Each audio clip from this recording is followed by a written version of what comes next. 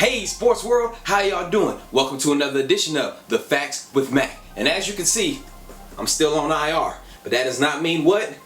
That I will stop giving you the facts. There we go. Now today, I like to talk about a little basketball. We playing basketball. I never said I was a singer, so chill out. Now, I'm not a singer, but what I am is a fan of basketball. So I want to talk about some rookies that I think are going to come in and make their mark on the league. Yeah, let's talk about 18 and 19-year-olds that already have enough money than I've made in a lifetime. Alright, now that I'm out of my depression, let's talk about these NBA draft picks. And why don't we start with pick number 1, Markelle Fultz to the 76ers. Now, the 76ers got this pick right, and they were right to trade up because this is the player that they needed along with Ben Simmons, and I think they're going to have a tremendous backcourt once these two are more seasoned. The thing with Markelle Fultz is he can score literally from anywhere on the floor, and he can play off the ball, and this is going to work because they're going to have Ben Simmons bringing the ball up the court, running the plays. So I think this is a good pick for them, and I think Markelle Fultz and Ben Simmons will work well with each other. Now, when it comes to Markelle Fultz to win a Rookie of the Year, do I believe he can win it? I mean, there's a chance. There's always a chance, but do I think he will? No, because the 76ers still aren't a strong team. They have the foundation pieces, but these pieces need to grow, and they'll grow with playing time. They need to stop getting hurt. Now let's talk about the number 2 pick, and a lot of people say the number 2 pick should have been number 1, Lonzo Ball to the LA Lakers, and I know LA Laker fans are excited to have Lonzo Ball in their uniform. I'm not. I'm a big UCLA fan.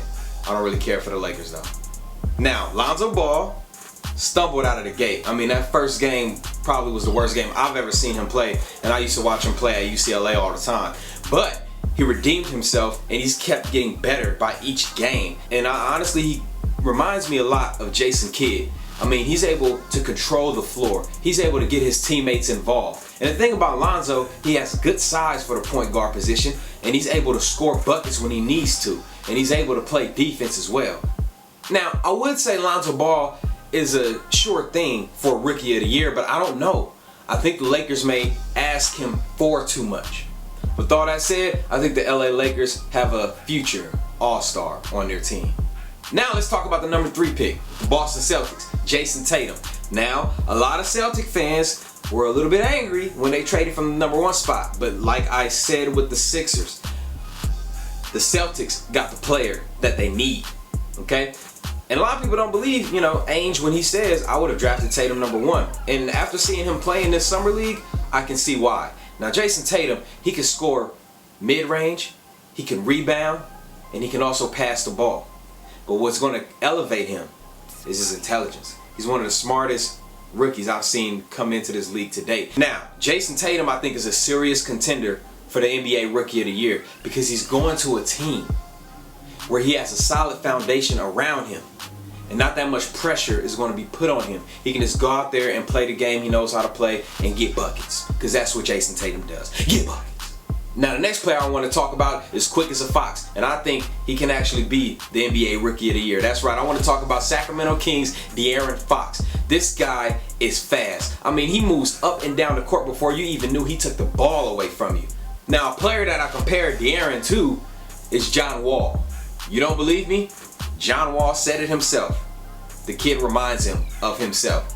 The guy can get up and down the floor. He can score. His defense is tremendous, and he's quick. You can't keep up with this guy. Now, the last rookie I want to talk about, because I can go on and talk about all these NBA rookies because there's so many good ones. But I want to talk about someone who's been blowing everybody away in the NBA Summer League.